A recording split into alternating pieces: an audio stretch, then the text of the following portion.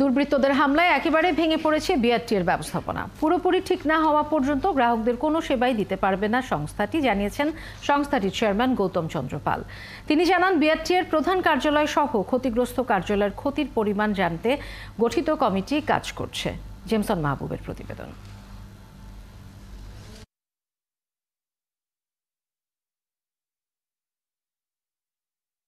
সিসিটিভির ক্যামেরায় দিনটি 19 জুলাই শুক্রবার বিকেল 5টা বিআরটির মিরপুর কার্যালয়ে তাণ্ডব চালায় দুর্বৃত্তরা।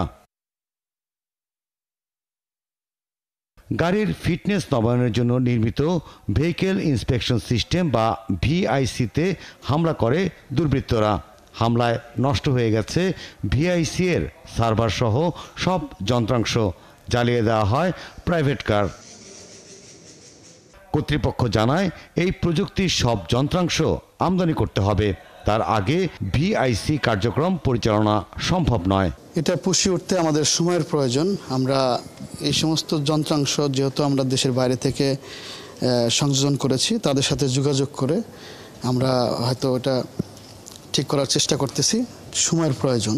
হামলা চালানো হয় পরিচালকের কক্ষে, আগুন দেওয়া হয় রুট পারমিট শাখায়, জ্বালিয়ে দেওয়া হয় গ্রাহকদের লাইসেন্স ও গাড়ির কাগজপত্র। এর আগের দিন দুর্বৃত্তরা হামলা চালায় বনানী বিআরটি এর প্রধান কার্যালয়ে। জ্বালিয়ে দেওয়া হয় একটি জিপ, 4টি প্রাইভেট কার, 5টি মোটর বাইক ও একটি রেকার। সংস্থার চেয়ারম্যান জানান, পুরোপুরি ভেঙে পড়েছে বিআরটি এর নেটওয়ার্ক সিস্টেম। অফিস খুললেও গ্রাহকদের সেবা দিতে পারবে না সংস্থাটি। এর জন্য দায়ী সরকার বিরোধীরা, এমন মন্তব্য করেন তিনি। এখানকার আইটি সিস্টেমের সাথে কিন্তু সারা বাংলাদেশের বিআরটি এর সেবা কিন্তু জড়িত। তো এখানকার সিস্টেম যতক্ষণ না পর্যন্ত আমরা চালু করতে পারবো, সারা বাংলাদেশের কিন্তু এই বিআরটি এর সেবা থেকে গ্রাহকরা কিন্তু কষ্ট পাবে।